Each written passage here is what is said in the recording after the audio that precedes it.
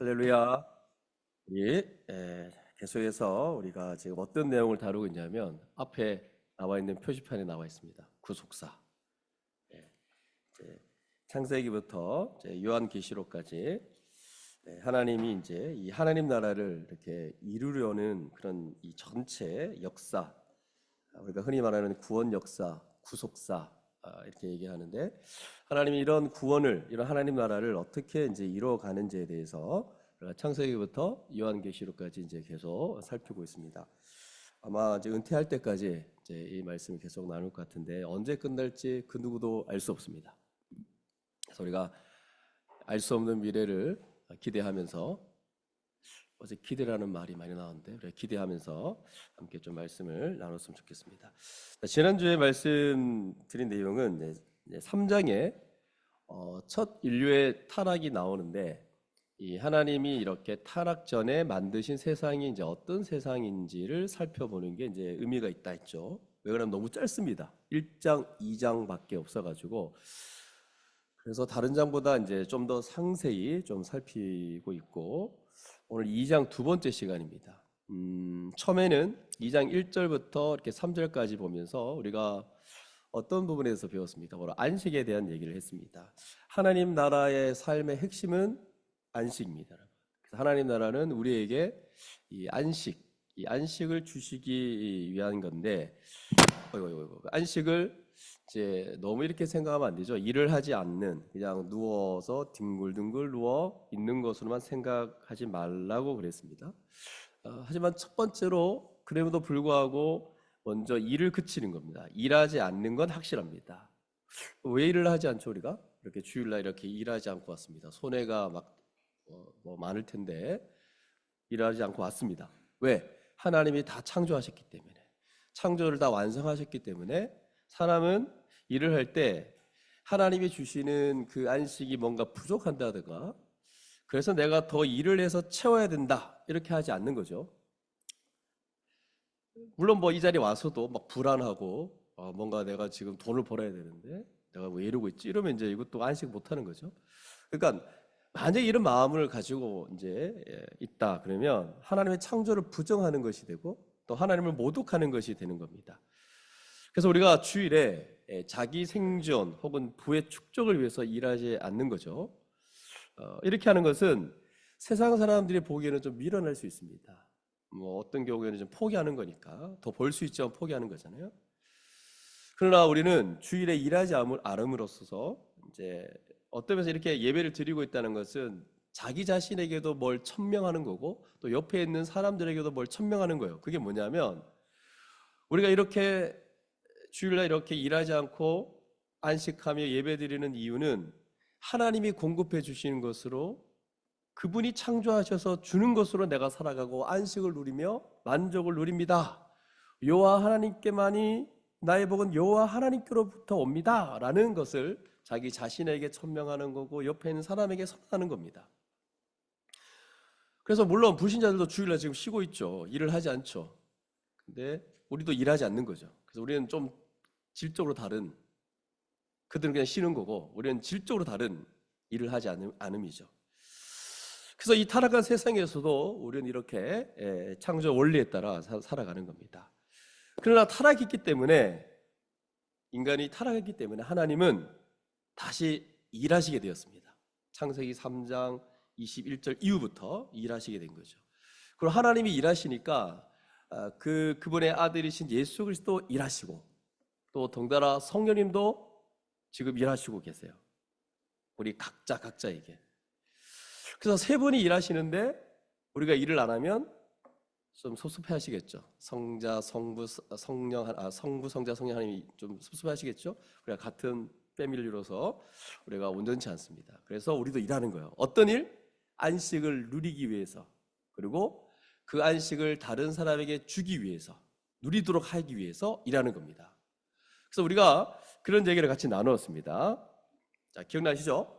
근데 그 안식은 어떤 삶이냐면, 6째 날 동안 하나님이 다 창조하시고 7째 날부터 이제 하나님이 쉬라고 하고, 이 창조 세계 안에서 복을 누리도록, 안식을 누리도록 하나님이 하셨는데, 그러면 어떤 삶이냐 이렇게 했을 때 4절부터 쭉 보면 사람은 또한 일하는 사람이었습니다. 그래서 경작이라는 단어가 되게 많이 나옵니다. 또 4절, 5절, 6절, 7절 이 피조 세계를 설명할 때도 사람의 어떤 경작과 손길이 필요한 세상으로 설명하고 있어요. 그리고 에덴 동산이 우리가 생각하기에는 완전한 세상처럼 보이잖아요. 그럼에도 불구하고 완벽한 세상인 것 같은데도 불구하고 하나님은 사람을 이렇게 이끌어 에덴 동산에 두시면서 15절 말씀을 보면 경작하고 지키게 하라라고 명령하고 있습니다. 지키래요. 이거 원수로부터 지키라 이런 말이 아니고 잘 돌보라는 의미입니다. 잘 돌보고 가꾸라는 거예요. 그러므로 저주받기 이전에 땅도 사람이 돌보도록 되어 있습니다. 마치 이것은 1장에서 모든 피조 세계를 다스리라 땅을 정복하라 라고 하신 것과 연결되어 있어요. 하나님은 창조 세계를 만드신 다음에 사람을 만드셔가지고 그 모든 피조 세계를 잘 다스리며 돌보며 지켜나가며 또 그것을 활용해서 살아가도록 하셨다는 겁니다. 원래 다스리는 것은 하나님의 일이었습니다. 근데 이것을 사람에게 이렇게 맡겨 놓으신 거예요. 그리고 사람을 그 만물의 주로 삼으신 겁니다. 그리고 하나님의 형상대로 창조하신 겁니다. 그러므로 타락하기 전에도 그랬다면, 맞죠? 새하늘과 새 땅이 되어져서 온전해진 모든 타락의 결과가 사라진 그 세상에서도 어떻게 살겠습니까, 여러분? 생각해 보세요. 창세기 1장, 2장과 요한계시록 21장 이후를 생각해 보십시오.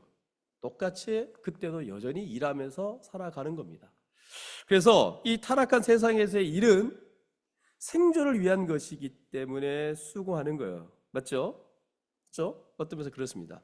근데 불신자들에게는 그래서 저주의 측면이 있어요. 정말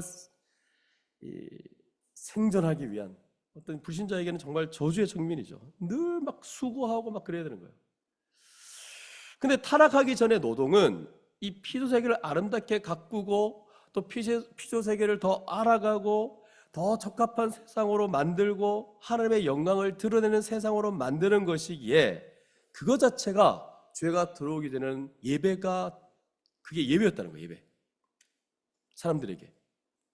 그래서 우리가 이 부분에 대해서 우리 다음 주에 한 번 더 좀 더 이렇게 설명하는 걸로 하고, 오늘 이 시간에 어쨌든 우리의 일은 그렇다는 거예요. 그래서 우리는 어떠해야 하느냐 하면 우리는 더 이상 생존을 위해서 일하지 않습니다. 불신자들은 저주예요. 그래서 맨날 생존을 위해서 일하고 아침부터 밤까지 그 돈 벌려고 자기 몸을 해하면서까지 일하거든요. 근데 우리는 더 이상 생존을 위해서 일하지 않습니다. 이 말은 먹고 살기 위해서 노동하지 않는다는 얘기는 아니에요. 먹고 살면 노동을 해야 됩니다. 하지만 불신자와 다른 점은 뭐냐면 염려하면서 거기에서 사로잡혀서 정말 그것도 하기 싫은 일들을 억지로 하는 그런 자들은 이제 아니라는 겁니다. 우리는 일을 하되 무엇을 먹을까, 무엇을 마실까, 무엇을 입을까 염려하지 않는 자로 우리가 살아가는 거고, 또 우리의 노동을 통해서 하나님이 필요하신 것을 공급해 주시는 것을 믿고 또 하나님을 신뢰하며 살아가는 거죠. 그렇지만 그 하나님을 신뢰하며 살아가지만 우리의 모든 궁극적인 모든 활동은 다 어디로 가냐 하면 하나님께 영광을 돌리기 위해서 하는 것이라는 겁니다. 하나님의 영광이에요, 여러분. 그래서 우리가 교회에서 함께 사랑하고 교제하며 천국의 삶을 누리는 것도 우리가 해야 될 중요한 일이고, 또 이 세상에 나아가서 여러분들이 살고 있는 그 삶의 모든 영역에서 타락의 결과들을 맞으며 서로 마주 대하면서 살아가는 것, 그리고 어떤 면에서는 근본적으로 바꿀 수는 없지만 우리가 살아가는 삶의 현장에서 조금씩 바꿔가는 것, 이것도 다 우리의 일입니다. 이렇게 교회에서나 또는 세상에서 하는 모든 일들을, 그 작은 것 하나라도 하나님은 잊지 않으신다라고 말씀하십니다. 이걸 다 기억하고 계시고 또 그렇게 살아간 거에 대해서 다 갚으시겠다라고 하나님은 말씀하십니다. 그래서 우리의 삶은 다 귀한 것들입니다. 그리고 뿐만 아니라 교회에서 더 온전한 하나님 나라를 이루기 위해서, 그리고 이 세상에서 하나님이 원래 창조하신 이 세상의 것들로 온전케 하기 위해서 우리가 일을 하고 또한 돌보고 사람들을 만나고 또 섬기는 그 자체가 하나님이 그것을 기쁘시게 받으시겠다 이렇게 말씀합니다. 그래서 이게 넓은 의미에서 예배예요. 예배. 넓은 의미에서. 물론 가장 중요한 건 지금 이 시간이죠. 이 공예배의 중요성을 제가 늘 말씀드렸습니다. 그래서 이 공예배를 드리는 이유의 목적 중에 하나도 뭐냐면 바로 하나님을 뵙고 그분을 예배하고 그분의 말씀을 받아서 순종하고 또 일주일을 또 살아가는 것. 그리고 일주일의 모든 삶도 더 하나님께 영광으로 돌려지고 그렇게 예배가 되도록 해야 한다는 겁니다. 이런 것들이 다 지금 예배예요. 예배. 교회로 살아가려고 하고 교회로 살아간다는 그 안에 공예배도 포함되어 있고 그 공예배를 토대로 해서 한 주간의 삶 우리가 일하고 하나님의 영광을 위해 살아가는 것 이 모든 자체가 예배입니다. 그래서 우리가 이 일을 얘기할 때 이 불신자들이 갖고 있는 개념의 일이 아닌 거예요. 그래서 우리 어린 학생들이 많이 없지만 그럼에도 불구하고 제가 저번 주 말씀드렸던 것처럼 공부에 대한 그 편견을 버리셔야 됩니다. 공부 그러면 다 그냥 잘 되고 뭐 이런 걸로 생각하는데 이렇게 여러분 오해하시면 안 됩니다. 굉장히 공부 잘하는 사람들만 들어가는 공부밖에 모르는 사람들만 들어가는 그런 대학에 들어가란 말이 아닙니다. 뭐 S대 또 대구에서는 K대 이런 게 아니라 굉장히 열심히 공부해서 뭘 하냐? 다른 사람에게 도움이 되도록 하라는 겁니다. 이 세상을 온전케 하는 분명한 자기 몫이 누구에게든지 있을 겁니다. 이게 어떤 사람의 어떤 분야가 되게 좀 화려하게 보이고 또 더 좋게 보이고 이건 다 세상에 쩌들린 가치관에서 나오는 거고 자기 몫이 있다는 거죠. 어떤 일을 하든지. 그러니까 그런 삶을 살아가도록 해주려는 차원에서 공부하라는 거죠. 공부. 그래서 우리 교회에서는 이제는 더 이상 어느 대학에 들어가는 거 이거 가지고 세상의 기준으로 중요하게 평가하는 그런 교회가 되지 않을 거고 뭐가 문제냐면 게으른 게 문제죠. 준비하지 않고 일하지 않는 게 문제입니다. 그러니까 이거는 우리 학생들 이제 앞으로 공부를 해야 되는 사람들만 얘기한 게 아니라 우리 모든 사람들에게 모든 성도들 모든 어른들까지 다 포함된 거죠. 제가 몇 살까지 목표로 하자 그랬죠? 열심히 일하자. 100세까지. 100세를 목표로 해서 그때까지 우리는 뭘 생각하냐면 내가 출세하고 잘 되고 우리 가정이 어떻고 우리 자녀를 통해서 내가 이득을 얻고 이런 거 다 버리고 그때까지 다른 사람에게 유익이 되기 위해서 다른 사람의 인생을 돕는 인생이 되기 위해서 일하는 겁니다. 그래서 다른 사람을 돕기 위해서 뭘 해야 되냐? 공부해야 되죠. 그러니까 공부 그러니까 자꾸 다 학교에서 들었던 거, 학원에서 들었던 거, 학원 선생님들, 학교 교사들 다 출세, 네가 공부를 해야 잘 되고 여러분 다 깡그리 다 쓰레기예요. 공부해서 어떻게 도우라고 그 영역의 전문가가 되어서 정말 그 영역에서 다른 사람을 섬기라고 그래서 공부하는 거예요. 그래서 이 공부는 성경 공부도 있지만 학문도 있고 세상살이도 있고 다른 사람을 위해서 어떻게든 뭘 공부하는 거죠. 평생교육. 거기에는 다른 사람을 돕기 위해서 그렇게 하는 거예요. 그래서 우리가 진짜 100세까지 그렇게 살았으면 좋겠고 그 결과가 열매가 미미해도 상관없습니다. 이 타락한 세상에서 우리가 행하는 것의 결과를 아주 미미하게 볼 수 있겠죠. 하지만 하나님은 다 잊지 않으신다 했고 다 알고 있다 했습니다. 몸이 아픈 어르신이라도 그 생각 속에 말을 할 수 있죠. 그래도 몸이 너무 고동 불편해도 말을 할 수 있잖아요. 어떻게든 다른 사람을 위해서 살겠다라는 그 마음 이것이 말로 나타날 수 있는 거잖아요. 그래서 하나님은 우리가 일을 하는 데에서 처리하는 방식이 세상과 다릅니다. 과부의 2랩돈 원리가 우리에게 적용되는 거거든요. 자기 받은 만큼 자꾸 좀 그러지 마세요. 나는 요거밖에 안 받았다. 얘는 진짜 탁월하고 얘는 진짜 더 잘하는 것 같고 제발 그러지 마시고 이건 세상의 논리 받은 만큼 열심히 쓰시면 됩니다. 자기가 100을 받았는데 2개를 다른 사람을 위해서 쓰고 98개를 자기에게 쓰면서 과부의 2랩돈도 받으시는 하나님이시여 라고 말한다면 그 사람은 랩돈으로 맞아야 돼요. 작은 걸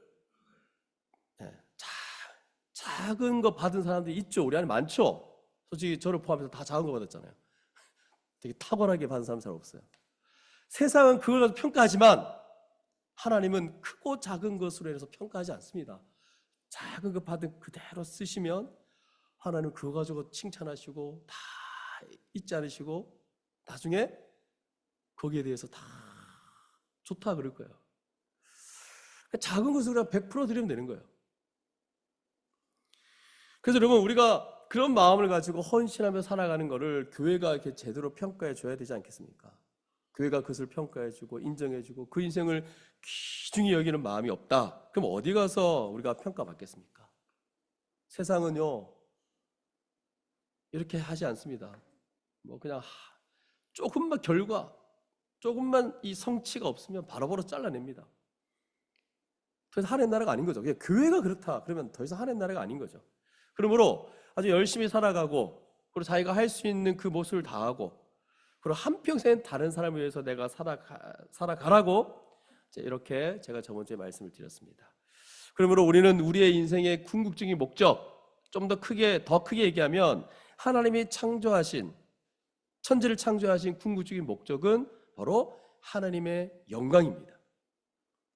사람을 중심으로 창조하고 그 다음에 지구 중심으로 창조했다 그랬잖아요. 그런데 그렇게 하신 이유가 뭐냐면 바로 그 궁극적인 영역으로 더 들어가면 바로 하나님의 영광입니다. 근데 어리석은 사람들이 이렇게 말하겠죠. 아유, 그러면 결국은 하나님은 자기를 위해서 창조하신 거 아닙니까? 우리한테 이 모든 걸 주는 것처럼 생각할 수 있지만 결국 자기를 위한 거고, 인간은, 저는 하나님의 도구 아닙니까? 이렇게 얘기하는 분들이 있는데 정말 어리석은 생각이죠. 여러분, 우리에게도, 사람에게도 일정한 명예가 있죠. 저와 여러분 다 명예, 존엄을 지키고, 그리고 하나님의 형상대로 창조되어졌고, 우리 한 몸의 일부분으로서의 그 지체의 어떤 귀함이 있습니다. 이거를 다 지키고 살아갔으면 좋겠어요. 이 말은 사람 그 어느 누구에도 명예가 있고 존엄이 있다는 거죠. 그러면 피조물인 우리에게도 그렇다면 뭔가 영광스럽게 여겨주고 존엄스럽게 여겨주고 그런 걸 원하잖아요. 맞죠? 다 존엄이 있는 거죠. 그러면 여러분, 피조물인 우리에게도 그러하다면 창조주이신 하나님에게는 어떻겠습니까? 그러면 왜 우리가 하나님의 영광에 대해서 말하지 않냐는 거예요. 여러분, 우리가 옆에 있는 지체의 존엄과 그 명예를 지켜주는 거, 이게 우리의 존엄과 명예를 깎는 겁니까? 아니죠. 서로가 이렇게 존중하며 살아가는 거 아닙니까? 그런 차원에서 생각해 볼 때 우리도 이렇게 대접을 받아야 된다면 하나님은 더더욱 어떠하시겠냐 말이에요. 하나님께 영광을 돌려드리고 그분에게 합당한 명예와 존경과 영광을 돌려드리는 것은 새 생명을 입은, 특히 우리 새 생명을 얻은 우리에게는 정말 중요한 일이 아닐 수 없죠. 그래서 예배도 하나님께 영광을 돌려드리는 거고, 어떤 일을 하더라도 하나님의 영광을 돌려드리는 거예요. 여러분, 우리는 원래 타락하기 전에 하나님의 형상대로 창조되어졌어요. 근데 지금 타락해서 하나님의 영광을 위해서 살아야 된다. 그러면 딱 작동되는 게 뭐냐면, 그럼 내 영광은, 이게 이제 아직 이제 우리 안에 막 이렇게 살아있는 거예요. 그럼 내 영광은 자꾸 이렇게 생각한다는 거예요. 우리는 희생하고 하나님만 영광 받으셔? 결국 우리는 도구네. 나도 내 인생이 있잖아. 이렇게 이제 반응한다는 거죠. 이거 다 뭐냐면 여러분, 죄의 결과예요. 타락의 결과예요. 타락의 결과, 하나님의 뜻대로 다른 사람을 위해서 살아가는 것, 나를 위해 살아가는 것보다 다른 사람을 위해 살아가는 것, 내 영광과 존엄을 위해 살아가는 것이 먼저 돼 있고요. 그리고 하나님 위해 살아가는 것과 나를 위해 살아가는 것, 이게 다 대치돼 있어요. 여러분, 하나님 위해서 살아가는 자체가 자기를 위해 살아가는 거예요. 근데 이걸 완전히 대치시키고 뭘 하나 얻으면 뭘 하나 잃어버린다 생각하는 거예요. 이게 전형적인 죄인의 사고방식입니다. 하나님의 영광, 하나님의 뜻인 이웃을 위해 살아간다 이러면 자기는 다 잃어버리는 걸 생각해요. 이게 어리석은 생각이죠. 이게 같이 간다는 걸 아직까지 잘 모르는 거죠. 어리석습니다. 바보 같아요. 하나님의 영광을 위해 살아가고 옆에 있는 지체를 위해 살아가면 자기를 다 잃어버리려 생각하는 거예요. 이건 불신자적인 사고방식. 근데 여러분, 신자라면, 우리가 복음을 안다면 절대 모를 수가 없는 부분이거든요. 여러분 정말 그렇게 생각하세요? 하나님의 영광을 위해 살아가면 자기의 영광과 자기의 모든 걸 다 잃어본다고 생각하세요? 정말 어리석은 생각이죠. 원래 창조된 사람, 타락 이전의 사람, 이 아담, 하와, 그들이 하나님의 영광을 위해 살아가는 것이 종로로 사는 것이요, 그들의 행복과 그들의 존엄과 그들의 명예가 손상된다고 생각했을까요? 아니면 하나님의 영광을 위해 살아가는 게 가장 행복한 길이라고 생각하고 그걸 위해 살아가는 것을 기쁨으로 여기며 더 자발적으로 그렇게 살아갔을까요? 전자입니까, 후자입니까? 생각해 보십시오. 그러므로 여러분, 하나님의 영광을 위해 살아가는 것은 사람의 제일 된 목적 중 하나입니다. 하나님을 영화롭게 하는 것과 그를 영원토록 즐거워하는 것. 그래서 사람의 제일 되는 목적이 무엇입니까? 라고 물었을 때 하나님을 영화롭게 하는 것이며 그를 영원토록 즐거워하는 것입니다 라고 저번 주 말미에 읽었죠. 뭡니까? 웨스트민스터 소요리 문답입니다. 이걸 아이들에게 가르쳐서 아이들에게. 그래서 사람이 제일 되는 목적이 하나님을 영화롭게 하는 것과 그를 영원토록 즐거워하는 것이라면 그게 가장 복된 길이고 가장 안식을 누리는 그런 삶이다, 이렇게 말씀을 드릴 수 있는 거죠. 우리 모두가 그렇게 살아갈 수 있기를 바랍니다. 여기까지가 처음 듣는 얘기 같지만 지난주에 얘기했던 내용입니다.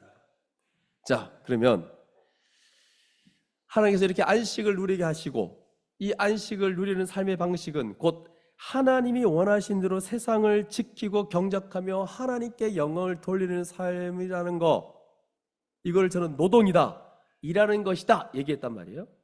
근데 그런 사명도 주고 그렇게 할 일도 주시면서 그것을 감당할 수 없게끔 하신다면 그건 즐거운 노동이 아니겠죠. 고통이 되고 너무 힘든 삶이 아니겠습니까?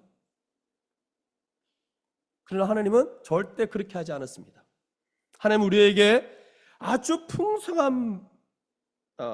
풍성하게 다할 수 없는 선물을 주시고 은혜를 베푸셔서 우리가 하나님을 위해서 살아갈 수 있는 존재로, 속된 표현으로 만땅을 다 채워주시고 그 일을 하게 하신다는 겁니다. 그래서 오늘 이 시간에는 오늘 2장 말씀을 통해서 하나님이 어떤 은혜를 베푸셨고 그래서 우리가 어떤 선물을 받았는지, 그래서 그렇게 복된 삶을 살아갈 수 있도록 또 그런 사명도 받고 명도도 받았는지, 또 온 피조 세계를 다스리고 땅을 정복하고 또 하나님이 창조하신 세계를 경작하고 지키라고 하고 하나님께 영광 돌리는 삶을 살려고 말씀하셨는데 도대체 무엇을 주셨는지, 그 주신 것의 의미가 뭔지, 지금 이 타락한 세상에서 회복된 자로 살아갈 때 그게 또 어떤 의미를 지니고 있는지 오늘 이 시간에 한번 살펴보도록 하겠습니다. 그러면 어떤 은혜를 베푸셨고 하나님이 우리 사람에게 어떤 선물을 주셨는가 했을 때 크게 세 가지가 있습니다. 첫 번째, 하나님은 사람을 하나님의 형상, 자기의 형상대로 창조하셨어요. 이런 선물을 주셨습니다. 여러분, 이게 엄청난 거죠. 우리를 향하신 사랑 아닙니까? 하나님의 형상대로 창조했어요. 아니 뭐 개를 창조해놓고 개 보고 다스리라 그러면 난처하지 않습니까? 개도 자기 본분이 있는데 짖는 건데 세상을 다스리라 그러면 난처하죠. 개구리한테 피조 세계를 다스리라 그러면 아무도 말도 듣지 않을 거고 뱀이 와서 잡아먹을 텐데 이 다스리기 어렵잖아요. 하나님은 자기의 형상대로 창조하셨어요. 하나님의 형상대로 창조되었다는 것은 1장 26절 27절에 이제 이렇게 나와 있죠. 자기의 형상대로 사람을 창조했다 했을 때 하나님의 형상이 뭐냐에 대해서는 여러 논의가 있습니다. 하나님의 형상대로 창조됐다는 건 좋은 거겠죠. 근데 26절을 보면 하나님의 형상이 뭐와 연결되어 있냐면 다스리는 것과 연결되어 있습니다. 다스리는 것. 그래서 요거를 세 가지로 이렇게 정리할 수 있는데 하나님의 형상과 세 가지가 아니라 하나님의 형상과 관련할 때 세 가지 맞습니다. 첫 번째가 생각해야 될 것은 하나님처럼 만물을 다스리는 것. 이 다스리는 사람의 지위와 관련해서 우리가 생각해야 됩니다. 그리고 두 번째는 그러면 다스리려고 하면 다스리는 지위만 주시는 게 아니고 뭐가 있겠습니까? 다스릴 수 있는 능력, 하나님과 같은 인격적 존재, 하나님과 같은 자질들, 어떤 신적인 탁월함 이런 것들을 우리에게 주셨어요. 그래서 우리에게 창의력이 우리 안에 있는 거예요. 진짜 우리 안에 진짜 인간들에게. 그리고 우리가 말하고 생각하고 사랑하고 슬퍼하고 이런 거 긍휼력이고 온유하고 이런 것들 다 하나님의 성품을 다 같이 공유하는 것 중에 하나입니다. 그리고 세 번째로 27절에 하나님의 형상 이렇게 나와 있는데 26절은 약간 다르게 표현하죠. 누구의 형상? 우리의 형상입니다. 삼위 하나님을 가리키는 거죠. 저번 주에 말씀드린 것처럼 성부, 성자, 성령님이 함께 계시고 이 세 분의 관계, 그 세 분의 어떤 그 사랑, 일치, 연합, 함께 일하심 이런 게 있단 말이에요. 바로 이런 것들을 우리에게 주신 거예요, 여러분. 그래서 어떻게 되냐니까 우리의 형상대로 사람을 만들자 이렇게 해놓고 27절에 하나님이 자기 형상 곧 하나님의 형상대로 사람을 창조하시되 뭐와 뭐로 창조하셨다 그랬죠? 남자와 여자로 창조하셨다는 거예요. 그래서 1차적으로 부부관계로 얘기할 수 있고 그 다음에 본질적으로 한 몸 된 전 인류와 연결시키는 거죠.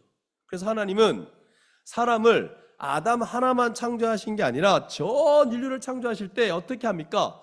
삼위 하나님의 관계를 닮은 자들로 함께 연합해서 살아가도록 창조하신 거예요. 그래서 이 세 가지, 바로 여기에 하나님의 형상에 대한 얘기를 이 정도로 제가 좀 말할 수 있을 것 같아요. 그래서 하나님이 주신 사명을 잘 감당할 수 있도록 그렇게 창조하신 거예요. 하나님의 형상대로. 두 번째로 어떤 선물을 주셨냐 하니까 하나님이 이렇게 사람을 하나님의 형상대로 창조하셨을 뿐만 아니라 이 창조 세계 자체를 인간이 잘 살아가고 행복하게 살아갈 수 있도록 이 창조 세계를 선물로 주셨다는 거예요. 그래서 창세기 1장을 다룰 때도 사람에게 주시려고 이렇게 창조했다 이렇게 말씀드렸죠. 그리고 1장 29절 같은 데 보십시오. 29절 한번 찾아보세요. 29절. 채소와 씨가 진 열매 맺는 모든, 맞죠? 열매 맺는 모든 나무를 너에게 주노니 너희의 먹을거리가 되리라 이렇게 돼 있어요. 그리고 오늘 읽었던 2장 9절 같은 데 보면 그 땅에서 보기에 아름답고 먹기에 좋은 나무가 나게 하시니 이렇게 돼 있어요. 그리고 16절 같은 데 보세요. 동상 각종 나무의 열매는 내가 임의로 마음대로 먹으라 이렇게 돼 있어요. 이런 걸 여러분 임의로 먹는 거예요. 이게 뭐냐면 하나님은 짐승들도 그렇고 피조세계도 그렇고 또 모든 1장에서의 모든 창조세계 이런 것이 다 뭐냐면 사람들이 먹고 살고 먹고 사는 것만 있지는 않겠죠. 누리고 숨쉬고 보고 이렇게 하는 모든 이 세상을 인간이 아주 복되게 행복하게 또 아름답게 살아가도록 하나님이 그렇게 조성했다는 거예요. 그리고 이거를 에덴 동산에 다 응축해서 보여준 거예요. 그 풍성한 그 마음껏 먹고 마음껏 누리고 마음껏 숨쉬고 마음껏 보게 하는 그런 삶을 누리도록 하셨다는 겁니다. 세 번째로 아까 제가 언급한 것처럼 하나님은 사람에게 돕는 배필을 주셨어요. 18절 보세요. 18절. 아담에게 돕는 배필이 필요하다니까 자꾸 이렇게 생각하죠. 아내만 남편을 돕는다 생각하지 마시고 사람은 서로에게 돕는 배필이에요. 서로 돕는 거예요. 서로 돕는 거. 아내만 돕는다 하니까 약간 아내가 힘이 센 걸로 생각하는데 남편을 전적으로 돕는 사람, 힘센 사람 이렇게 생각하는데 그렇지 않고 서로 돕는 거예요. 서로 돕는 거. 그러니까 이게 다만 질서를 얘기하는 거예요. 서로가 도움이 필요한 존재예요. 그래서 여러분 우리가 보통 결혼할 때 형제들 이제 결혼해서 보통 야, 너 진짜 돕는 배필, 너 아내를 보니까 정말 돕는 배필이다 이렇게 말할 때 그전에는 삐쩍 말라가지고 먹지도 못하고 막 그랬는데 결혼하니까 몸이 막 늘어나는 거예요. 막. 그러니까 이제 아내가 얼마나 잘 섬겼는지 맞죠? 힘이 얼마나 센지 아침에 해주고 점심에 해주고 밤에 저녁에 해주고 막 이러니까 삐쩍 말랐던 남자들이 결혼하면 금방 살찌는 걸 보게 됩니다. 그동안의 삶이 이제 남자들이 얼마나 피폐했는지 알 수 있죠. 그러니까 딱 결혼하는 순간 영양분이 많아지면서 또 아내가 옆에서 아주 뭐 정성껏 섬기니까 부모가 할 수 없는 그 일을 아내가 한 거죠. 그러니까 이제 남편들이 이제 막 살도 찌고 얼굴이 푹만해지고 그러니까 좋아 보이는 거예요. 이건 틀린 말이고 하여튼 서로가 돕는 거예요. 서로가 돕는 거예요. 그래서 18절 같은 데 보면 사람이 혼자 사는 게 좋지 않다 이렇게 말하죠. 그러니까 처음 인류를 창조하실 때 우리의 형상대로 창조하자는 원리예요. 여러분, 사람은 절대 혼자 살 수 없습니다. 뭐 나 홀로 산다? 그런 프로그램 보지 마세요. 비성경적인 거예요. 그 최고 인기 최고던데 그 전현무 보기 싫어. 자꾸 혼자 살게 만들잖아요. 혼자 있으면 안 됩니다, 여러분. 그러니까 꼭 결혼해야 된다는 얘기가 아니고 사람은 뭐라든지 같이 하는 거죠. 혼자서 할 수 있는 게 없어요. 같이 하는 게 같이 있어요, 여러분. 같이 하고 함께 있는 게 가장 행복하고 복되고 하나님이 주신 사명을 감당할 수 있습니다. 그 돕는 배필을 지어주겠다 이렇게 얘기해놓고 바로 짓지 않죠. 또 보니까 또 뒤에 보니까 19절 20절 보니까 아담에게 들짐승들 또는 공중의 각종 새들을 이끌어 오셔서 이름을 짓게 하죠. 왜 이렇게 하냐면 무슨 일을 하는데 도움이 필요하냐 이 말이죠. 무슨 일을 하는데 돕는 배필이 필요하냐 이거죠. 바로 뭐냐면 하나님이 이 세상을 다스리고 돌보고 경작하고 지키라 하는데 돕는 게 필요하다는 거죠. 그러니까 여러분, 부부든 교회든 만나서 이제 작년, 올해, 내년 지금 막 결혼 붐이 불고 있잖아요, 지금. 여러분, 만나서 자기들의 행복을 위해서 산다? 결혼해서 이제 막 우리끼리 막 맨날 자기 쇼핑하고 맨날 여행 가고. 그러면 여러분, 그거 부부제도, 교회가 뭐 부부제도, 이 성경에서 말하는 부부제도, 이 교회제도, 이런 거 이 땅에 창설하신 하나님의 경륜에 다 어긋나 있는 거예요. 만나서 뭐가 도움이 되려고 해야 되죠? 세상을 다스리고 돌보고 경작하고 지키는데 돕는 것이 필요한 겁니다. 그리고 21절 같은 데 보면 아담을 깊이 잠들게 하셔가지고 갈빗대 하나를 취하시고 이때 있잖아요. 잠들 때 해야 됩니다, 여러분. 깨어있을 때 하면 놀랍니다. 그래서 그리고 살로 대신 채우고 일어났는데 움푹 파여 있어. 그럼 얼마나 놀라겠어요. 그래서 여호와 하나님이 아담에게서 취하신 그 갈빗대로 여자를 만드시고 그를 아담에게 이끌어 오십니다. 여기서 결혼의식, 보통 결혼식 할 때 제가 주례할 때 아버지가 이렇게 딸을 이렇게 데리고 오잖아요. 그리고 신랑에게 딱 넘겨주는 것, 요거. 그래서 하나님, 아버지가 이제 신랑이 딱 넘겨주잖아요. 그러니까 어떤 분은 막 이렇게 제가 유튜브 같은 거 보니까 안 넘겨주려고 막 그러고 막 가만히 신랑 된 사람 가만히 보고 우리 딸 줄 수 없어! 막 이런 표정 막 짓고 있어요. 그래서 이게 넘겨주는 거. 이런 것들이 다 뭐냐면 이런 원리에서 나온 겁니다. 그래서 요즘 보면 남녀가 이렇게 손을 잡고 등장하거나 남녀가 자기 스스로 자기끼리 서로 언약을 뭐 이렇게 선서하거나 이런 거 다 하나님이 언약을 맺게 하는 결혼식의 모습이 아니죠. 그래서 우리 안에 저는 뭐 이렇게 둘이 똑같이 등장하겠습니다 이러면 주례 안 해줍니다. 예. 아버지 다 이렇게 하고 또 이게 딱 이 성경에서 말한 대로 해야죠. 그리고 여기 아담이 이르되 그리고 뒤에 뭐라 그럽니까? 내 뼈 중에 뼈요 내 살 중에 살이라. 예.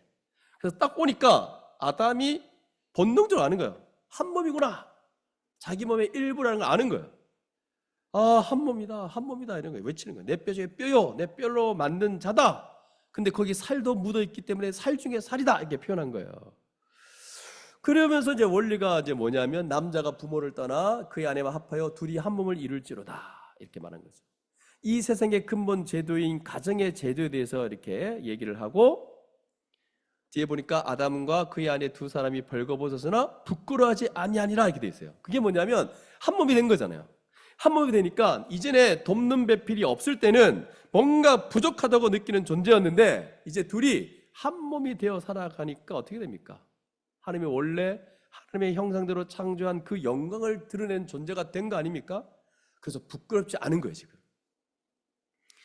이제 사람은 한 몸으로 존재할 때 그때 비로소 영광스럽고 하나님의 형상을 제대로 반영하는 존재가 된다 이 말이에요. 그래서 여러분 여기서 이미 창세기 1장, 2장부터 이러면 교회론이 확 들어와 있는 거예요. 이미 우리는 교회를 배워서 이렇게 해석할 수 있어요. 근데 여러분 이 교회를 배우지 않으면 절대 이렇게 말하지 않습니다. 그 다음에 네 번째로, 무엇보다도 하나님은 이제 이 에덴 동산에 거하는 사람들과 함께 하셨어요, 여러분. 여러분, 제가 뭘 계속 얘기하고 있죠, 지금? 하나님이 어떤 선물을 주셨는지, 하나님이 우리에게 얼마나 많은 좋은 것들을 주셨는지 지금 계속 얘기하고 있습니다. 에덴 동산에 거하는 사람과 함께 하세요. 함께 한다는 것을 막 그렇게 감격스럽게 감탄하지 않는데, 여러분, 함께 한다는 건 너무 엄청난 거죠. 그 증거가 1차적으로 얘기하는 게 3장 8절 보세요. 3장 8절. 3장 8절에 보시면 제가 읽어드릴게요. 동산에 거니시는 여호와 하나님의 소리를 듣고 아담과 그의 아내가 여호와 하나님의 낯을 피하여 동산 나무 사이에 숨었다, 이렇게 되는데, 동산에 거니시는 라는 이 표현이 뭡니까, 여러분?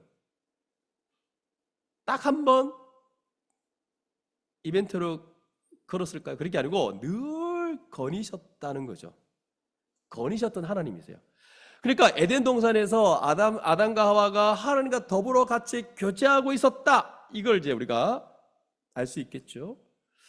사실 이게 완벽하게 성취되는 게 요한계시록으로 넘어가면 최종적인 그림이 뭐냐면, 하나님이 그 장막을 그 거처에 그 장막을 어디에 두시냐면 새내가 새 땅에 두십니다. 그러니까 21장 같은 데 보면 그 하나님의 장막이 새내가 새 땅에 탁 두시면서 우리와 함께 하시며 뭐 하신다 그래요? 친히 눈물을 닦아 주신대요. 여러분, 마지막 날에 여러분 눈물을 함부로 닦을 수 없습니다. 하나님이 닦아 주십니다. 그래서 함께 하시는 임마누엘을 얘기하는 것이기 때문에 21장에서 완벽하게 성취됩니다. 뿐만 아니라 오늘 2장에 보면 하나님이 에덴 동산을 창설하신 다음에 거기다 두시고 뭐라고 말하세요? 16절, 17절 같은 데 보면 가서 이거는 마음대로 먹어라, 그러나 저거는 먹지 말라 하시죠. 그리고 또 돕는 배필이 없으니까 가서 재우신 다음에 또 갈빗대를 빼고 살도 채우고 갈빗대로 여자를 만드신 다음에 뭐 부모를 떠나서 뭐 이런 얘기 나옵니다. 그러니까 이거 다 뭐냐면 같이 있지 않으면 없는 장면들이죠. 하나님이 같이 있지 않으면 없는 장면들이요. 다 뭐냐면 하나님이 함께 하시는 걸 우리가 알 수 있는 거죠. 모든 것들을, 모든 장면들을 보면 하나님 함께 하시는 거예요.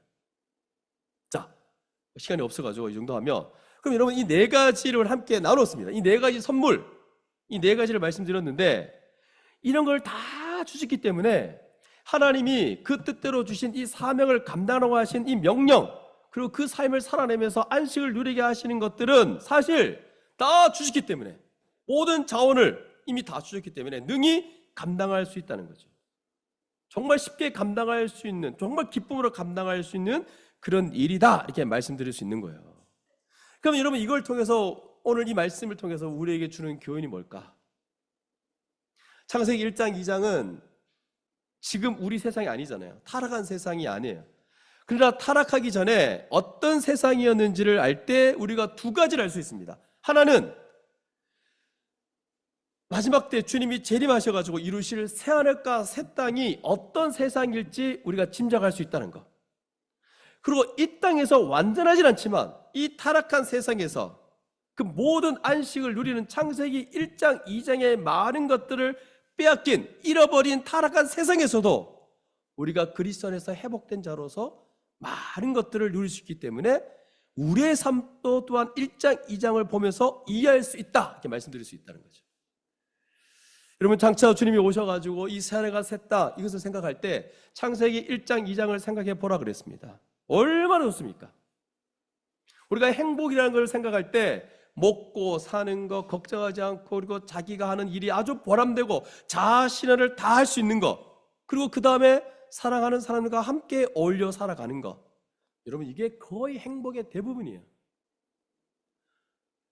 또한 영적으로 하나님이 함께 하심으로 이 영적인 빈곤함도 없고, 여러분 이건 행복의 대부분.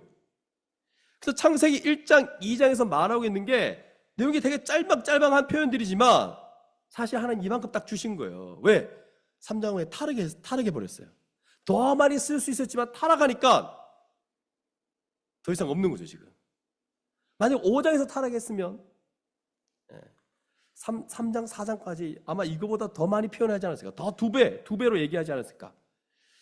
근데 이것만 보더라도 너무 좋은 거예요. 여러분, 너무 좋은 거예요. 근데 주님이 오셔가지고 이루실 새하늘과 새 땅은 창세기 1장, 2장은 인간이 타락할 수도 있는 존재이기 때문에 하나님의 궁극적인 마지막 완성품이 아닙니다. 그래서 여러분 이걸 통해서 뭐가 남아있냐면, 여러분 1장, 2장도 뭐가 남아있냐면 생명나무를 거쳐서, 즉 우리 주 예수 그리스도를 거쳐서 하나님의 그 온전하고도 풍성한 것들, 바로 예수 그리스도의 모든 생명을 누리며 살아가는 대로 가는 거거든요. 그게 이제 마지막 요한계시록 22장으로 우리가 볼 수 있는 겁니다. 그러니까 여기도 좋은데 마지막은 얼마나 더 좋으냐 이 말이에요. 지금 1장, 2장에서 봤듯이 행복 아닙니까 이게? 이것이 행복 그러잖아요. 이거 행복. 근데 그때 주님이 오시면 얼마나 더 좋으랴 이렇게 생각하는 게 마땅하다는 거죠. 그래서 어떤 의미에서 여러분 여기서 뭘 다 누리려고 하지 말라는 거죠. 너무 그렇게 했다가는 하나님과 교제하고 그분을 더 알아가고 그리고 다음 세상을 준비할 시간들을 잃어버릴 수가 있습니다. 다음에 이루어질 그 새하늘과 새 땅을 기대하면서 주님 재림하실 그날을 고대하며 살아가는 것, 이게 우리가 기대하며 살아가는 것들입니다. 그래서 더 좋다 기대하자는 거예요. 너무 여기 좋은 것들에 좀 빼앗기지 말자는 거죠. 다음 세상 주님 오실 때 더 좋은 그 새하늘과 새 땅을 우리가 고대하자. 그 다음에 타락한 이후에도 그리스도 안에서 믿음으로 이제 그리스도와 합하여 그분 안에 회복되었잖아요. 맞죠? 회복된 우리의 삶도 이제 바로 창세기 1장, 2장에서 말하고 있는 것에 대한 많은 성취가 있다는 거죠. 지금 우리 가운데 이루어진 거예요. 그래서 이 부분을 이제 앞으로 이제 계속 더 회복된 삶이 어떤 것인지를 제가 다음 주 계속 말씀드릴 텐데, 물론 완전하지 않습니다. 요한계시록 22장에 나오는 그 완벽하게 성취되지 않지만 그래도 많이 성취되어 있어요. 또 어떤 경우에는 그림자만 남아있는 경우도 있습니다. 그림에도 불구하고 아주 풍성한 삶을 누릴 수 있다는 거죠. 오늘 1장, 2장을 보면서 또 이렇게 4가지 선물을 보면서 하나님은 어떤 분인지가 여러분 감지되죠. 은혜와 자비가 풍성하신 분이세요, 여러분.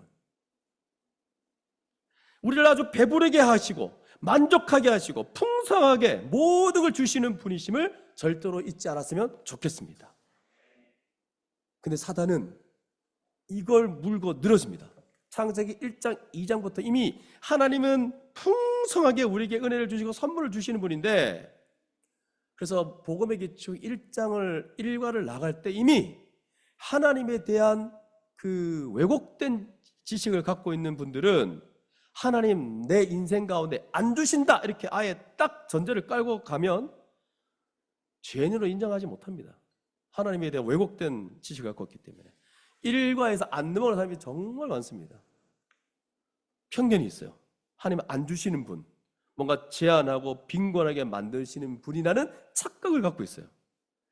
자꾸 그 얘기를 합니다. 내 인생을 봤을 때 어떻고 저렇고 뭐 하나님은 나에게 뭘 안 주시고, 다 원망뿐이에요. 원망.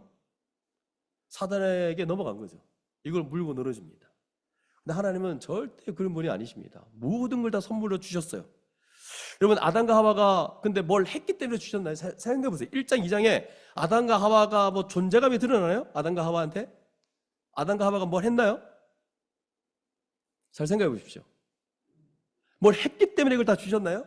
하나님께서 처음 이렇게 천지를 창조하고 지구를 창조하고 빛이 있게 하시고 땅과 바다를 분리시키고 땅에다 푸른 풀들을 나게 하시고 씨 맺는 채소와 열매 맺는 나무를 이렇게 나게 하시면서 공중의 새를 만들고 바다의 물고기를 만드시면서 지금 뭘 생각한 거예요? 사람을 생각한 거예요. 이 모든 걸 선물로 주시려고 하면서 사람이 존재하기도 이전에 선물부터 준비한 거예요, 여러분. 여러분 애기 엄마들 애기 태어나기 전에 뭐 준비했습니까? 카시트, 베네 쪼고리, 또 뭐 애 입을 옷 다 준비했잖아요.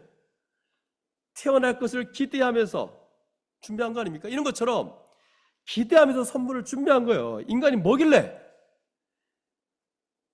하나님께 어떤 영광을 막 돌려드리고 예배를 드렸기에 선물을 뭐 하나님께 뭘 했기에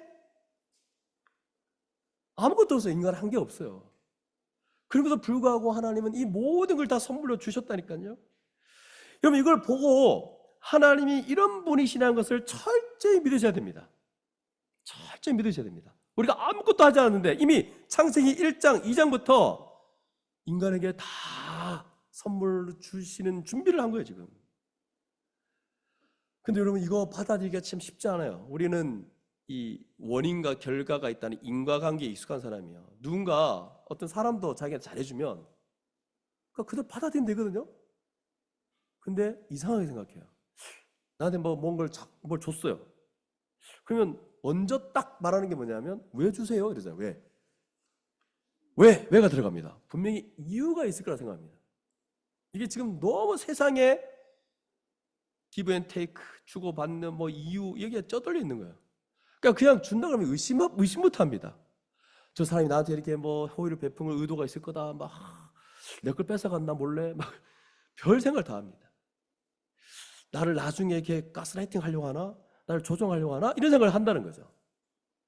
이런 생각을 하는 사람이 우리들입니다, 여러분. 아무 대가 없이 그냥 사랑해서 이런 걸 다 주는 하나님에 대해서도 우리가 이해하기 힘든 거예요, 지금. 근데 오늘 말씀을 보니까 오늘 말씀에 기초해서 하나님은요, 우리의 생존뿐만 아니라 생존 그 이상의 풍성한 것들을 주시고, 그리고 우리를 영광스러운 지위, 모든 피조물을 다스리는 그 지위를 누리게 하실 뿐만 아니라 또 이걸 마음껏 행할 수 있도록 능력도 주시고, 존엄도 주시고, 명예도 주시고, 능력도 주시고, 모든 인격, 교제, 함께 하심, 이 모든 걸 다 주신다니까요. 그래서 사람은 먹고 살기 위해서 인생을 낭비하지 않도록 하시고, 인생을 소진하지 않도록 하시고, 아주 풍성하고 행복한 삶을 누리며 하니까 교제하며 살아가도록 하신다는 거예요. 근데 저는 지금도 이런 게 있다 생각하는 거죠. 그래서 우리가 하나님을 신뢰하지 않으면 인생을 낭비하게 돼 있다는 거죠. 먹고 사는 문제, 거기에 다 낭비하고, 하나님을 신뢰하기 시작하면 오히려 그 먹고 사는 것을 위해서 직장을 다니고 일을 하는 것조차도 인생을 낭비하지 않는 것이 아니라, 인생을 낭비하는 게 아니라 어떻게 되죠? 하나님의 영광을 위해서, 우리의 복된 삶을 위해 사용할 수 있다고 믿는 거예요. 그래서 하나님은 이 모든 걸 다 주시는 겁니다. 이 모든 걸 다 주신다고 하니까 이렇게도 생각해요. 아무것도 안 하고 그냥 입만 벌리면, 입에 막 넣어주는 거 생각하는데, 그렇지 않고 일하는 존재로 만드셨다 그랬잖아요. 일하는 존재로 만드시면서 하나님이 다 주셨어요. 그럼 일하는 존재로 만드셨다는 건 어떤 어려움이냐면, 뭔가 우리 인간으로서 이겨내야 될 부분이 있죠. 뭐냐면 이 어려움을 통해서 피조물인 걸 알게 하십니다. 하루 종일 일했을 때 피곤하죠? 이게 피조물이에요, 여러분. 하나님과 인간과의 차이점이 있어야 돼요. 하나님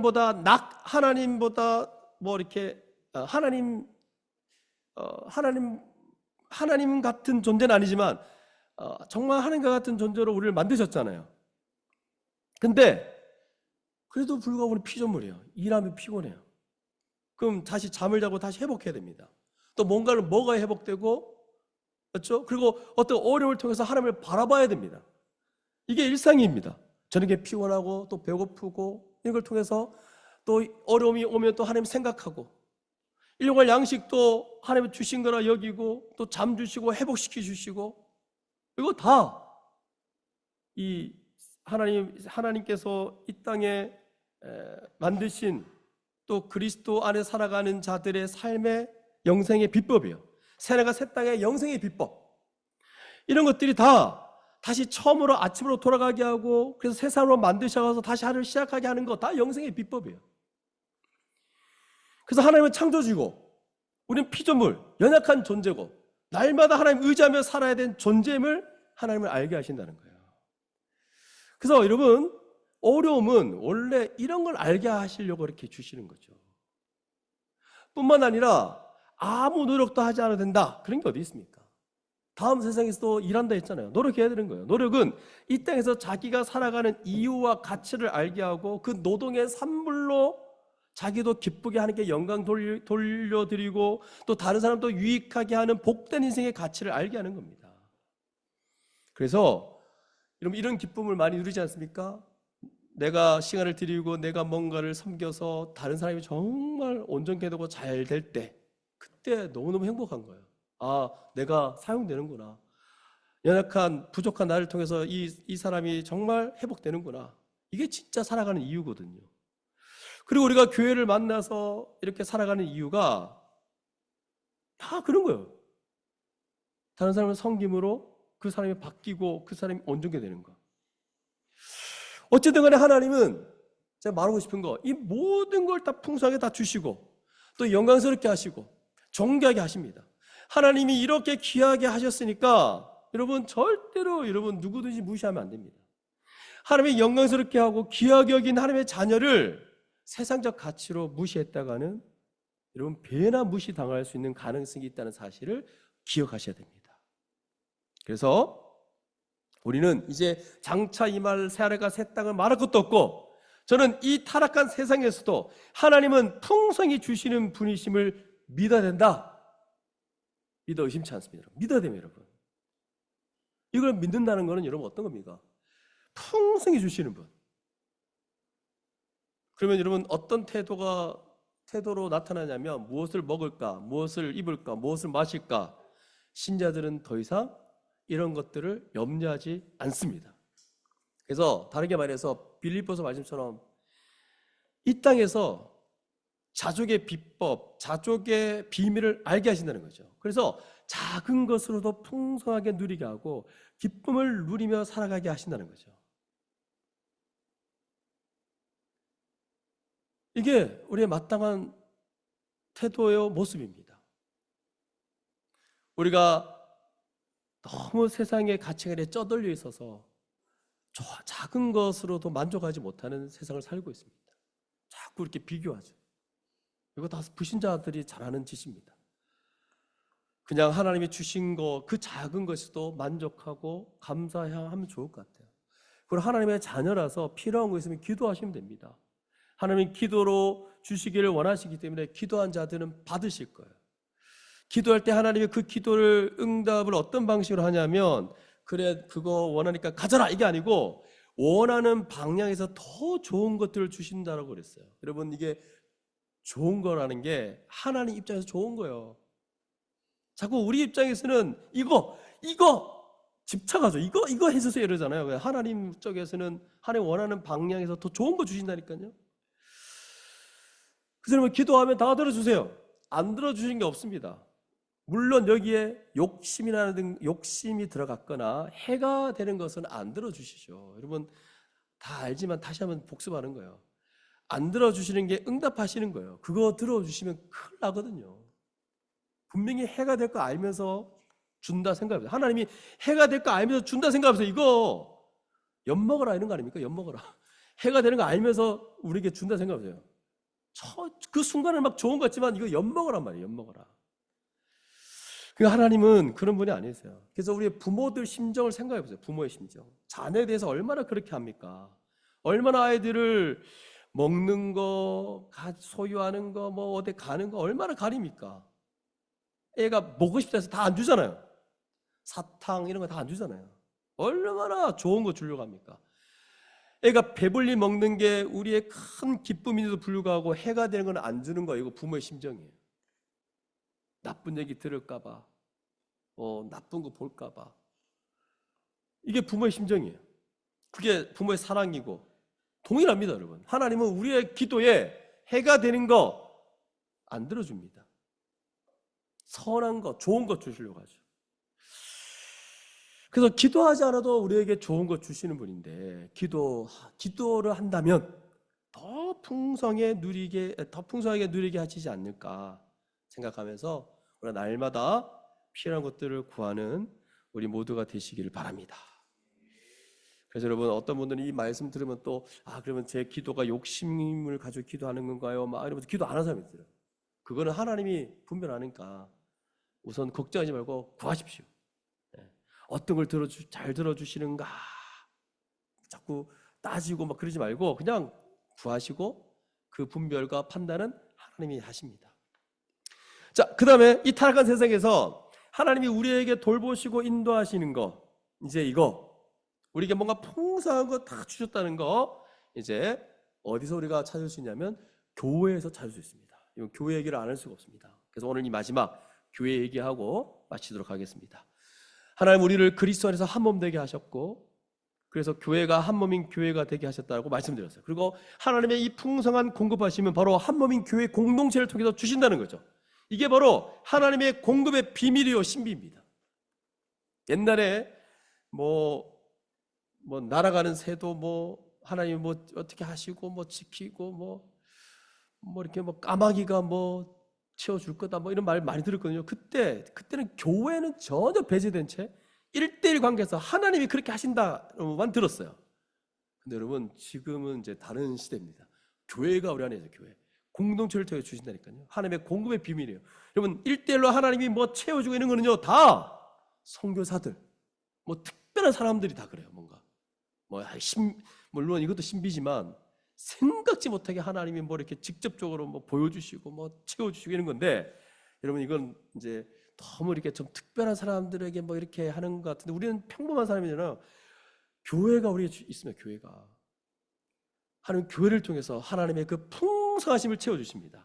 여러분 이스라엘 백성도 가나안 땅에 들어가게 하시면서 율법을 주셨는데 어떤 율법이냐면 너희가 이 율법대로 살면 너희 중에 가난한 자가 없으리라 그랬어요. 그 약속했고 이게 교회를 통해서 성취됐어요.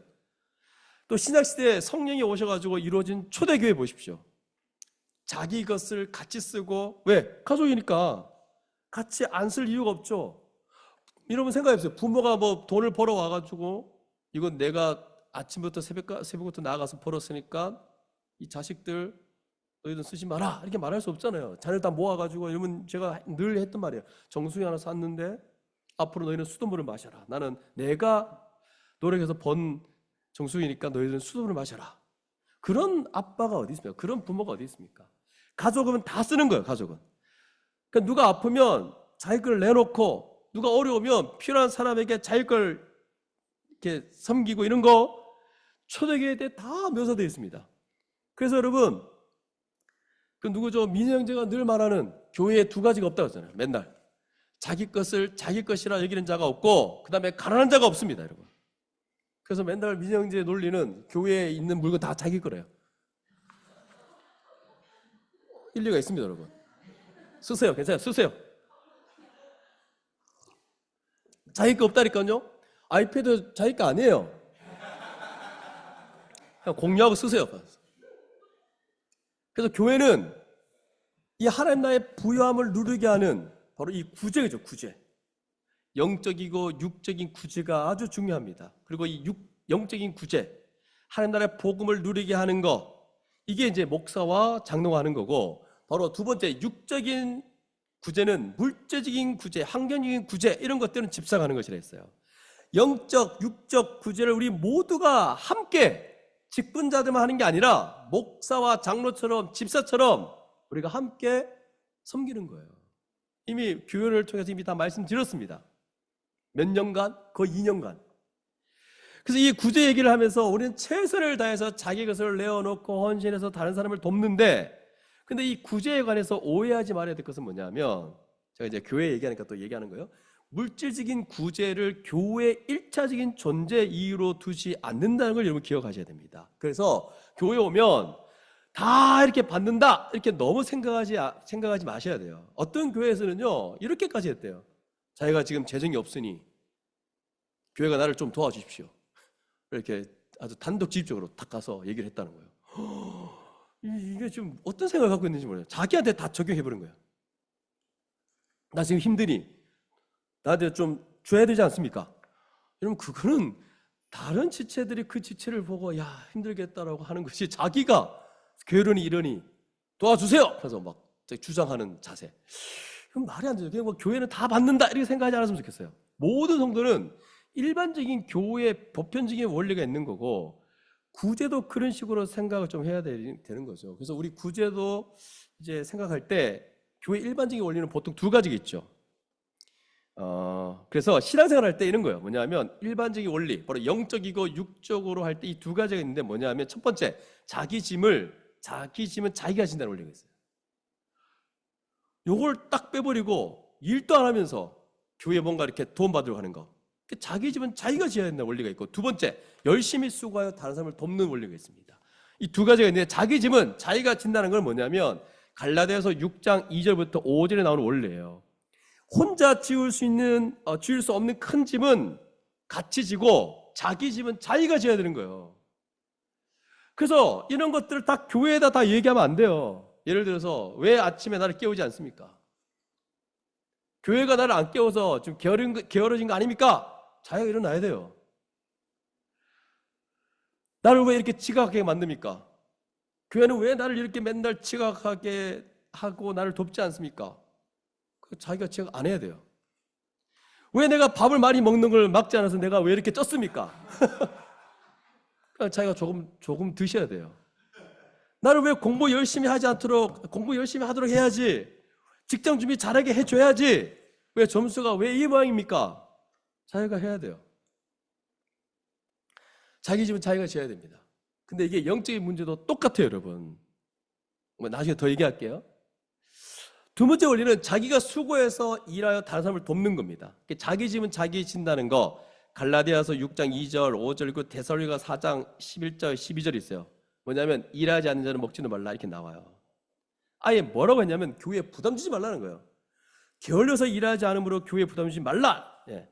왜냐하면 여러분 두 번째 원리 말하기 전에 자 요거 더 얘기할까요? 왜냐하면 교회는 자원이 한정되어 있고 또 그것을 영적인 자원에 1차적으로 우선 써야 되는 거예요. 그리고 도울 수 있다면 돕는데 자기 스스로 일할 수 있는데 또 혹은 가족이 도울 수 있는데도 불구하고 그러면 안 되는 거죠. 그래서 우리가 열심히 일하는 게 뭐냐면 다른 사람을 도울 수 있도록 물질적인 것도 그렇고 영적인 것도 그런 거예요. 여러분.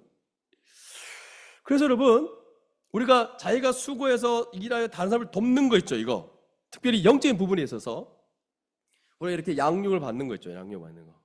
지금 이렇게 배우시는 분들 있죠. 지금까지 11년 동안 여러분 배웠잖아요. 누가 리더를 통해 배웠잖아요. 리더 한 명에게 1대1로 배우고 이런 거.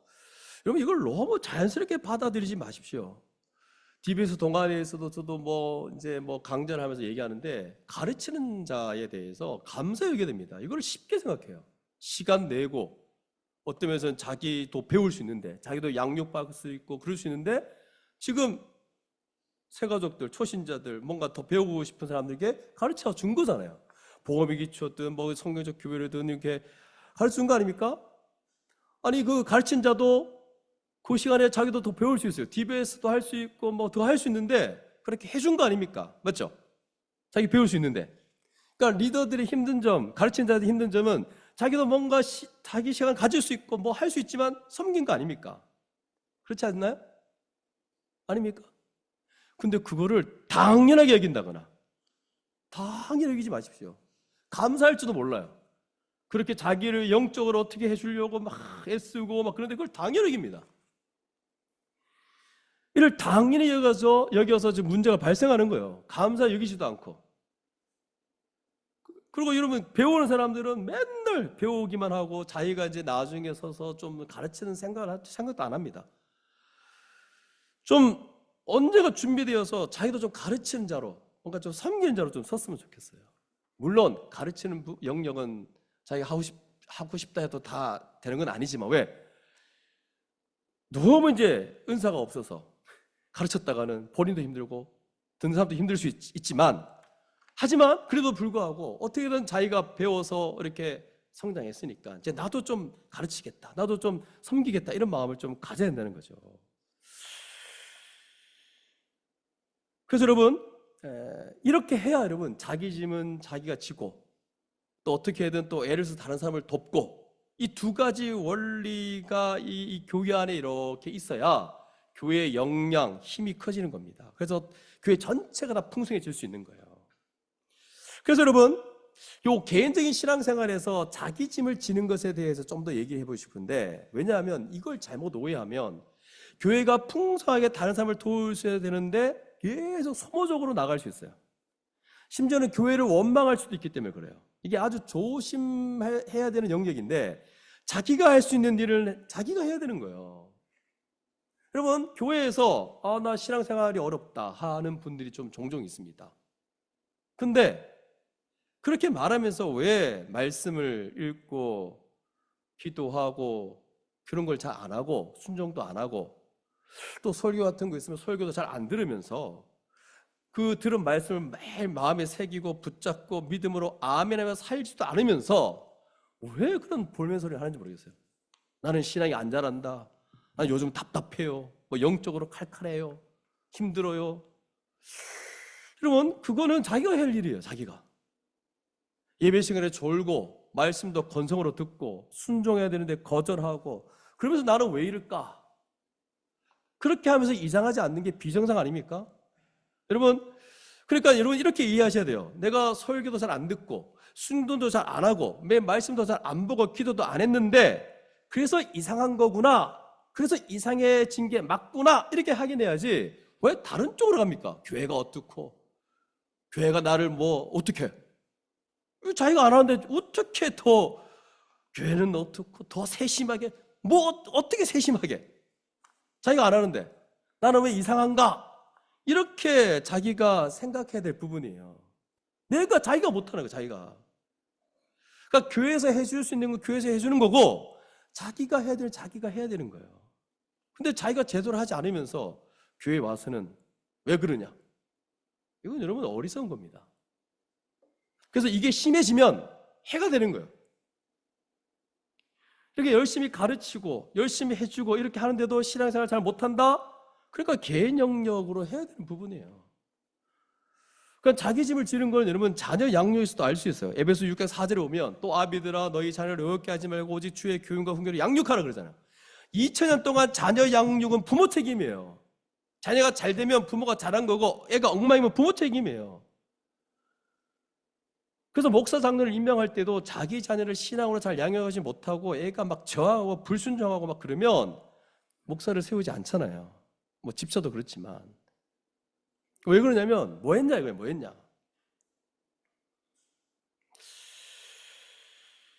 그 자녀 인격, 예의, 태도, 신앙생활 이런 거 다 부모 책임이에요. 어떻게 아이를 길렀느냐라고 하는 거 결국 이제 자녀를 어떻게 하느냐, 바른 신앙으로 이제 양육하도록 도왔느냐, 그거 다 부모예요, 부모. 근데 이거를 교회가 뭐 어떻게 안 해준다, 우리 교회가 그렇다는 건 아니고 다 불만, 원망, 교회에 대한 불신 이런 거 많더라고요. 하지만 우리 교회는 자녀를 책임지고 얼마나 잘 지금 하고 있습니까? 전 성도가 뛰어들고 있고요. 또 거기에 모자라서 이대까지 하고 있어요. 근데 그럼에도 불구하고 한계가 많습니다. 일주일 내내 붙어 있는 사람은 부모예요. 24시간 부모에서 양육받는 자녀, 부모가 책임 있는 거죠. 그래서 여러분 중요한 문제입니다. 그리고 남편과 아내가 된다는 거, 아이를 낳는다는 거, 그러니까 여러분 자녀를 기르고 이런 거 기본적으로 본인이 해야 되는 거예요. 근데 그것까지도 내가 이렇게 힘든데 그걸 교회에다가 뭘 말한다? 말이 안 되는 거죠. 기본적으로 해야 되는 건 기본적으로 하셔야 돼요. 요즘 육아가 힘들다라고 해서 물론 교회 입장에서 도와주려고 하겠죠. 근데 육아가 힘든 걸 가지고 교회가 왜 안 도와줘? 이렇게 말할 수 없는 부분입니다, 여러분.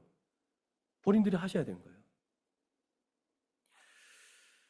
우리 교회에서는 어떻게든 합니다. 주일학교 때 우리 봉수목사님께서 어떻게든 가르치고 일상학교라는 걸 통해서 우리 교사들이 성경적 세계관을 가질 수 있도록 하고 있고, 그럼에도 불구하고 이러면 부모가 안 하면 다 무너지는 거죠. 그래서 우리 교회만큼 아이들이 변명 없는데도 불구하고 전 성도가 뛰어들지 않습니까? 물론 한 주, 매달 한 주씩 하는 거지만 어쨌든 이대일 같은 경우도 애들이 몇 명 없지만 이번에 6명의 아이들이지만 그 교사가 2배, 3배잖아요. 이렇게 영역을 투입해서 제대로 그 자녀들을 양육해 보려고 하는 거거든요. 그렇지만 제가 말하고 싶은 거, 그럼에도 불구하고 부모들이 하셔야 되는 부분이 있더라는 겁니다. 어쨌든 간에 좀 내용이 좀 많이 좀 나갔는데, 자기 짐을 지고 그리고 자기는 더 나가서 자기 짐을 질 뿐만 아니라 더 열심히 수고해서 다른 사람의 짐을 나눠주는 것, 이게 교회의 원리입니다, 여러분. 이러한 영적, 육적, 구제 모든 차원에서 교회의 역량이 커져서 주님이 맡겨주신 일들을 잘 감당할 수 있는 거예요. 지금 제가 계속 뭐 얘기하고 있죠? 제가 놓칠까 봐. 지금 풍성히 하나님이 공급하신다는 걸 계속 말씀드리고 있습니다. 그러면 여러분, 지금 이제 하나님이 선물로 주셨다는 거, 정말 풍성하게 우리를 채우신다는 거, 특별히 지금 교회를 통해서 지금 채운다는 거, 이게 이제 구제를 통해서 채운다는 걸 이제 말씀드렸어요. 그럼 여러분, 이걸 정말 안다면, 하나님이 인색한 분이 아니고 하나님은 뭔가 우리에게 제한하는 분이 아니라면 우리가 안다면, 이제 우리가 어떤 생각과 어떤 삶으로 나타내야 되냐면, 나는 잘 먹고 이 땅에서 잘 살 수 있을까, 이런 염려하지 말아야 한다는 거예요. 직장 문제라든가 진로 이런 거, 내가 어떻게 하면 내 인생을 잘 써서 주를 위해 섬길까, 이런 생각을 해야지, 나는 뭘 먹고 어디로 살까, 난 어떡하지, 내가 돈을 많이 벌어야지, 내가 이 땅에서 굉장히 성공한 자라서 본때 있게 살아가고 보여줄 텐데, 이건 누추한 생각이에요. 누추한 생각. 그래서 불신자들이 가지는 정말 누추한 생각, 자기 인생을 어떻게 잘 쓸 것인가 라고 준비하고 그래야지. 여러분, 이런 걸 걱정하고 염려하고 내 인생에 뭔가 초라한 것처럼 느껴지고, 여러분, 그래서 걱정하지 마십시오. 하나님이 다 마련해 주실 거고 길들을 다 열어 주실 겁니다. 걱정하지 마시고. 근데 그런 분들이 있어요.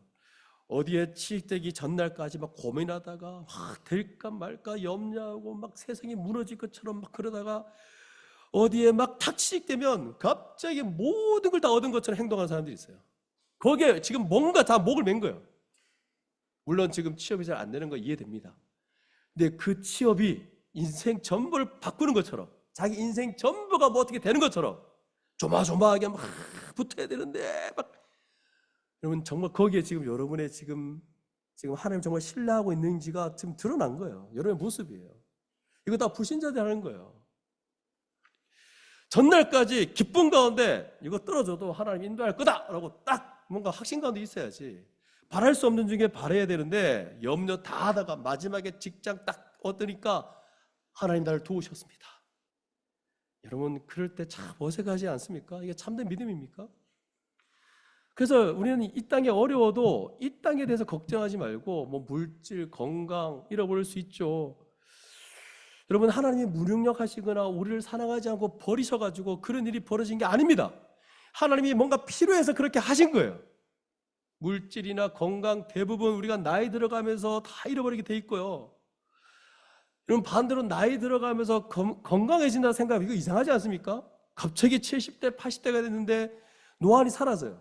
이게 이상한 거 아닙니까? 갑자기 막 축구를 하고 막 뛰어다니며, 이게 이상한 거예요. 쇠약해지는 게 당연한 겁니다. 오히려 몸이 안 좋아지면 내가 주님 만날 날이 가까워졌구나, 주님 만날 날을 고대하게 되는 거, 이게 그래서 여기에서 더 누릴 영광이 없구나, 점점 주를 바라보게 되는 거예요. 그래서 이 땅에서 약간 건강도 잃을 수 있고 또 갑자기 안 좋은 일이 일어날 수도 있고, 다 하나님의 특별한 섭리가 있는 거거든요. 그래서 오히려 고난이 생기고 환난이 생기고 어려움이 올 때마다 더 영적으로 고양되어져야 됩니다. 야고보서 같은 경우에 보면 환난 당할 때 오늘이 기뻐하라 그러거든요. 이 정도 돼야지 여러분, 하나님 만났을 때, 주님 오셨을 때, 저 보셨죠? 그래, 너 봤다. 보셨지 않았습니다. 제 고난 와도 버텨냈습니다. 이 정도 돼야 할 수 있지 않을까요? 근데 뭐 환난 제거되기를, 없어지기를, 해결되기를 맨날 조마조마 맨날 그러고 있었는데 주님 만났어요. 너 봤다 할 말이 없지 않습니까? 힘들 때 다 원망하고 좋을 때 그냥 혼자 좋고, 이러면 뭡니까 여러분? 이 모든 걸 생각할 때 우리가 절대로 조심해야 될 것은 뭐냐, 돈이나 재물에 지배당하지 않는 거 굉장히 중요합니다. 마태복음 6장 같은 데 보면 예수님은 보통 인간이 이 세상에 속한 것들 중에 어느 것도 신적인 영역에 하나님과 이렇게 비교하는 게 없는데 유일하게 돈하고 하나님과 비교합니다. 두 주를 못 섬긴다 이런 얘기하면서 재물과 하나님 둘 중에 한 분 섬긴다, 둘 중에 누구냐 이렇게 말하고 있는 거예요. 그래서 한쪽을 사랑하면 다른 쪽을 미워하고, 한쪽을 중히 여기면 다른 쪽을 경히 여길 것이다. 뭐 할래? 이렇게 물어본다니까요.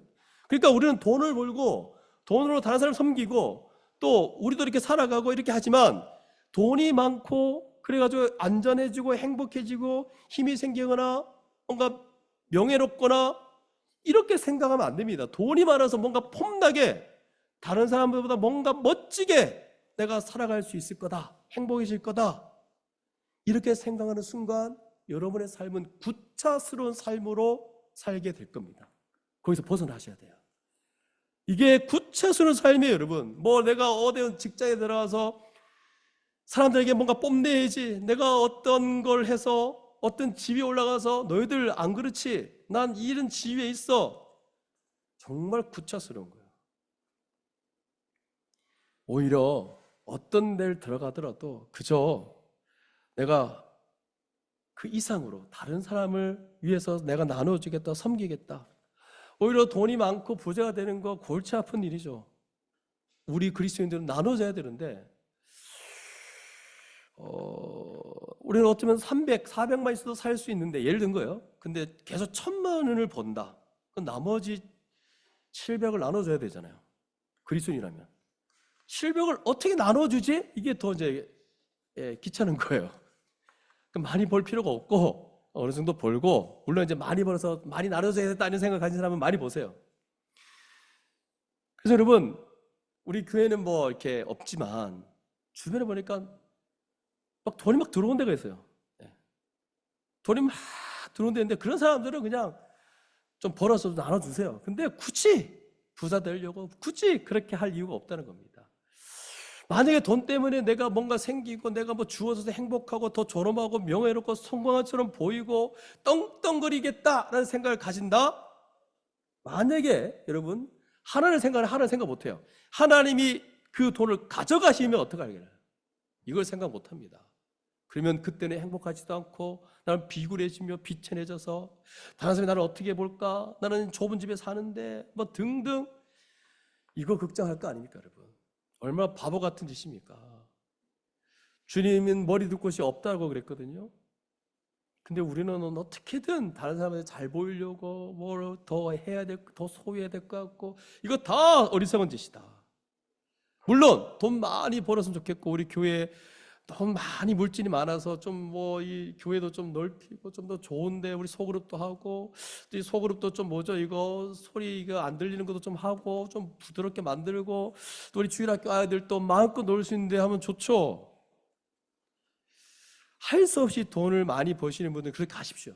할 수 없이 많이 돈 버는 분 있거든요. 그런 분들이 많이 생겨서 우리 교회를 섬긴다면, 다른 사람을 도운다면 얼마나 좋겠습니까? 하지만 이 돈이 여러분의 명예와 여러분의 어떠한 인정과 이런 것들로 이 돈을 많이 버는 것으로 만약에 생각하신다면, 제가 말하고 싶은 거 너무나 어리석다. 말씀의 결론을 맺겠습니다. 오늘 뭐 다른 얘기를 많이 했는데, 하나님은 아주 풍성히 우리에게 주셨습니다. 이게 1장, 2장에만 있는 말이 아니라, 첫 번째 생각할 것은 지금 이 땅에 타락해서 많이 조금 왜곡되고 무너져 있지만 그럼에도 불구하고 그리스도 안에서 우리에게 풍성한 것을 주셨습니다. 일하게 하고 다스리는 지위를 주시고, 물론 이 죄로 인해서 많이 이제 왜곡돼 있죠. 그 불신자들은 노동하는 거, 일하는 게 생존을 위해서 하지만 우리는 그렇지 않다 했고, 보람, 존엄, 우리가 하나님이 우리를 하나님의 형상으로 만드셨다는 거, 또 함께 돕는 배필을 주셔서 함께 돕는 가운데 이렇게 살아가게 하신 거, 거기에 중심의 교회입니다. 교회를 풍성히 우리에게 주셔서 자기가 져야 될 짐이 있고, 또 다른 사람을 수고해 다른 사람을 돕는 짐을 져야 될 부분도 있습니다. 구제를 통해서 서로를 이렇게 풍성히 하는, 또 은사를 통해서 교회 안에 이런 하나님 나라의 풍성함을 서로 맛보게 하신 거예요. 그런 자는 여러분 절대 염려하지 않습니다. 걱정하지 않습니다. 하나님이 나에게 이런 풍성을 주셨다는 걸 믿고 신뢰하며, 사단은 어떻게든 너 인생에 하나님이 뭘 안 줬다, 네 인생이 왜 그러냐, 맨날 그럴 거예요.